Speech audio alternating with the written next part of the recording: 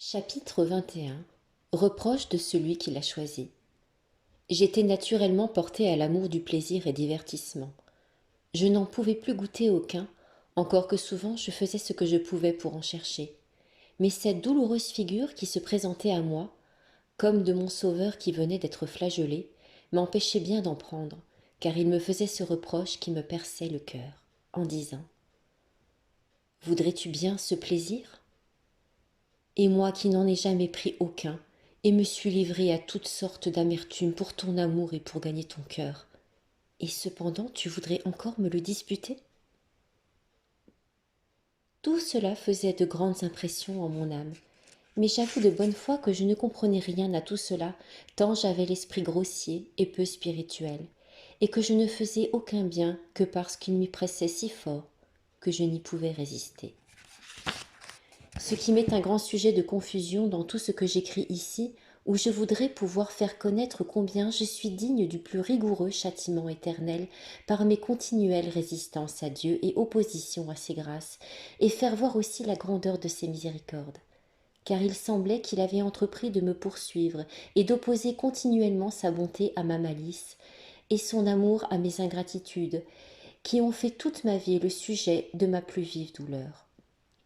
De quoi je ne savais pas reconnaître mon souverain libérateur, qui avait pris un soin si amoureux de moi dès le berceau, et me l'a toujours continué.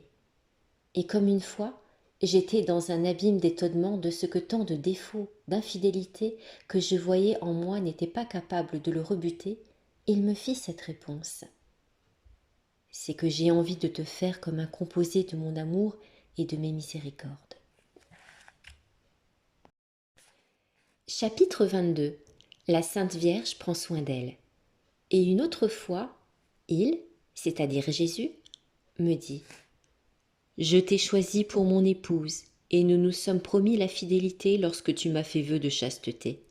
C'est moi qui te pressais de le faire avant que le monde n'y eût aucune part dans ton cœur, car je le voulais tout pur et sans être souillé des affections terrestres. Et pour me le conserver comme cela, j'ôtais toute la malice de ta volonté, afin qu'elle ne le pût corrompre.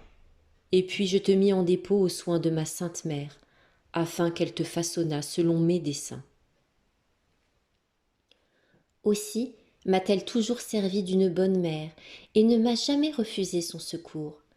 Et j'y avais tout mon recours dans toutes mes peines et besoins, et avec tant de confiance qu'il me semblait n'avoir rien à craindre sous sa protection maternelle.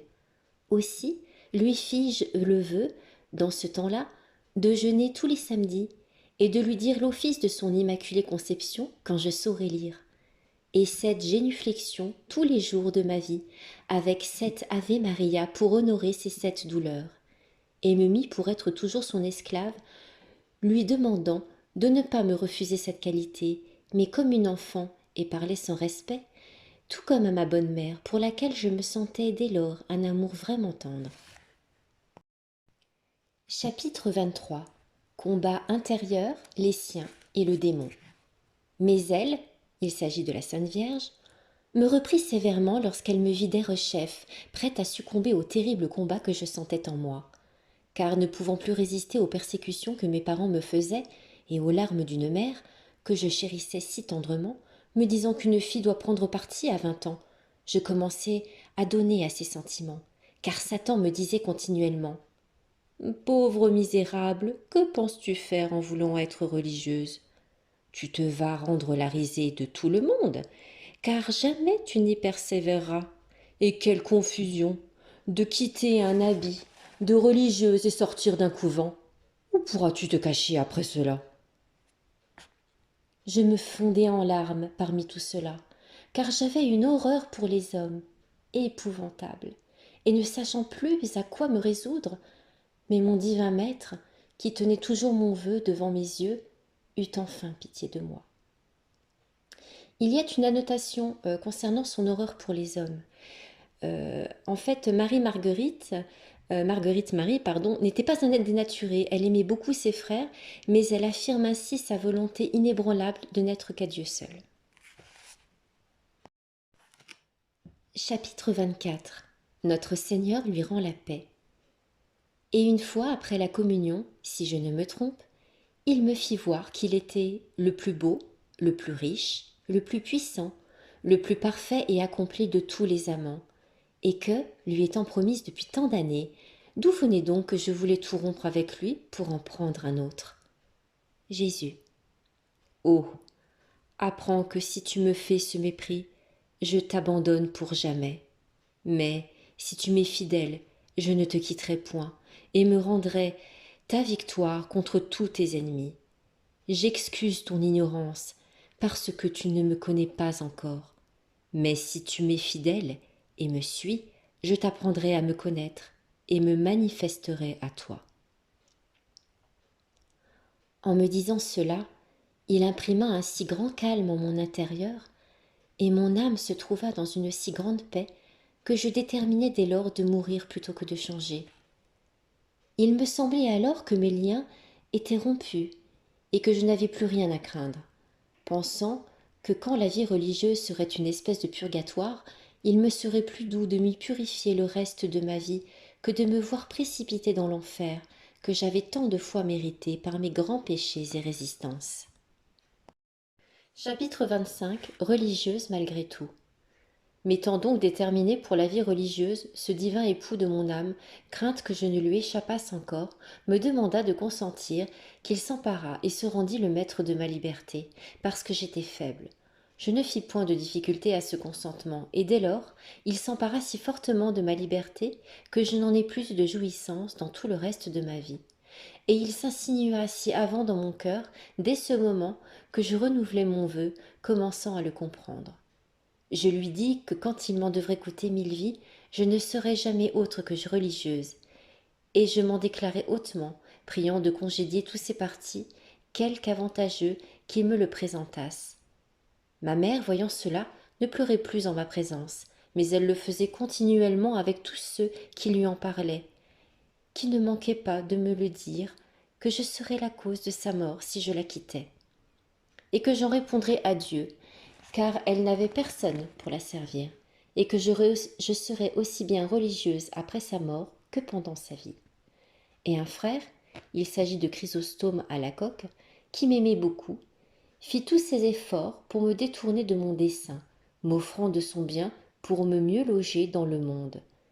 Mais à tout cela mon cœur était devenu insensible comme un rocher, quoiqu'il me fallut rester encore 3 ans dans le monde parmi tous ces combats. Chapitre 26. On l'aveu chez les Ursulines de Mâcon. Et l'on me mit chez un de mes oncles qui avait une fille religieuse, laquelle, sachant que je la voulais être, n'oublia rien pour m'avoir avec elle. Et ne me sentant point de penchant à la vie des Ursules, je lui disais « Voyez que si j'entre en votre couvent, ce ne sera que pour l'amour de vous, et je veux aller dans un où je n'aurai ni parente ni connaissance, afin d'être religieuse pour l'amour de Dieu. » Mais comme je ne savais où ce serait ni quelle religion je devais embrasser, ne les connaissant pas, je pensais encore succomber à ces importunités, d'autant que j'aimais beaucoup cette cousine, laquelle se servait de l'autorité de mon oncle, auquel je n'osais résister, parce qu'il était mon tuteur, et qu'il me disait qu'il m'aimait comme un de ses enfants, que c'était pourquoi il me voulait avoir proche de lui. Et il ne voulut jamais permettre à mon frère de me remmener, disant qu'il entendait être maître de moi. Et mon frère, qui n'avait point encore voulu consentir que je fusse religieuse, fut fort fâché contre moi, pensant que j'étais consentante de tout cela pour me jeter à Sainte Ursule malgré lui et sans le consentement de mes parents. Mais j'en étais bien éloignée, d'autant que plus on m'empressait jusqu'à me vouloir faire entrer, plus j'en sentais de dégoût, et une voix secrète me disait « Je ne te veux point là, mais à Sainte-Marie. » Chapitre 27. On la détourne de la visitation. Cependant, on ne me permettait pas de les voir. Il s'agit des religieuses de Sainte-Marie. Bien que j'y eusse plusieurs parentes, et l'on m'en disait des choses capables d'en rebuter les esprits les mieux déterminés. Mais plus l'on tâchait de m'en détourner, et plus je les aimais, et sentais accroître mon désir d'y entrer. À cause de ce nom tant aimable de Sainte Marie, lequel me faisait comprendre que c'était là ce que je cherchais. Et une fois, regardant un tableau du grand saint François de Sales, il sembla me jeter un regard si paternellement amoureux, en m'appelant sa fille, que je ne le regardais plus que comme mon bon père. Mais je n'osais rien dire de tout cela, et ne savais comment me dégager de ma cousine et de toute sa communauté, laquelle me témoignait tant d'amitié que je ne pouvais plus m'en défendre. Chapitre 28. Brusque rappel dans sa famille. Et comme on était près de m'ouvrir la porte, je reçus la nouvelle que mon frère était fort mal et ma mère à l'extrémité, ce qui m'obligea de partir tout à la même heure pour me rendre près d'elle, sans que l'on pût m'en empêcher. Quoique je fusse malade, plus de regret que d'autre chose, de me voir comme forcée d'entrer dans un couvent où je croyais que Dieu ne m'appelait pas. Je m'en allais toute la nuit, bien qu'il y eût près de 10 lieues. Et voilà comment je fus délivrée pour reprendre une très rude croix, laquelle je ne spécifierai pas en ayant assez dit sur ce sujet, suffit dire que toutes mes peines redoublèrent. L'on me faisait voir que ma mère ne pouvait vivre sans moi, puisque le peu de temps que je l'avais quittée était la cause de son mal, et que je répondrais à Dieu de sa mort. Et cela m'étant dit par des personnes ecclésiastiques me causait de rudes peines pour la tendre amitié que j'avais pour elle, dont le démon se servait pour me faire croire que cela serait cause de ma damnation éternelle. Chapitre 29. L'image souffrante. D'autre part, mon divin maître me pressait si fort de tout quitter pour le suivre qu'il ne me donnait plus de repos, et il me donnait un si grand désir de me conformer à sa vie souffrante que tout ce que je souffrais ne me semblait rien, ce qui me faisait redoubler mes pénitences, et quelquefois, me jetant au pied de mon crucifix, je lui disais « Ô mon cher Sauveur, que je serais heureuse si vous imprimiez en moi votre image souffrante. » Et il me répondait « C'est ce que je prétends, pourvu que tu ne me résistes pas et que tu y contribues de ton côté. » Et pour lui donner quelques gouttes de mon sang, je me liais les doigts, et puis j'y plantais des aiguilles, et puis je prenais la discipline tous les jours, tant que je pouvais, en carême pour honorer les coups de fouet de sa flagellation. Mais quelque longtemps que je me la donnasse, je n'en pouvais guère avoir de sang pour offrir à mon bon maître, pour celui qui l'avait répandu pour mon amour. Et comme c'était sur les épaules que je me la donnais, il me fallait bien du temps. Mais les 3 jours de carnaval, j'aurais voulu me mettre en pièces pour réparer les outrages que les pécheurs faisaient à sa divine majesté. Je les jeûnais tant que je pouvais, au pain et à l'eau, donnant aux pauvres ce que l'on me donnait pour ma nourriture. Chapitre 30. Ardeur pour la Sainte Communion. Mais ma plus grande joie de quitter le monde était de penser que je communierais souvent, car on ne me le voulait permettre que rarement. Et j'aurais cru être la plus heureuse du monde si je l'avais pu faire souvent et passer des nuits seule devant le Saint-Sacrement. Car je me sentais là une telle assurance qu'encore que je fusse extrêmement peureuse, je n'y pensais plus dès que j'étais en ce lieu de mes plus chères délices. Et les veilles de communion, je me sentais abîmée dans un si profond silence que je ne pouvais parler qu'avec violence pour la grandeur de l'action que je devais faire.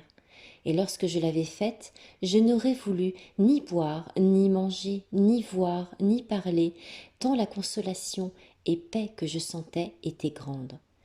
Et je me cachais autant que je pouvais pour apprendre à aimer mon souverain bien qui me pressait si fort de lui rendre amour pour amour.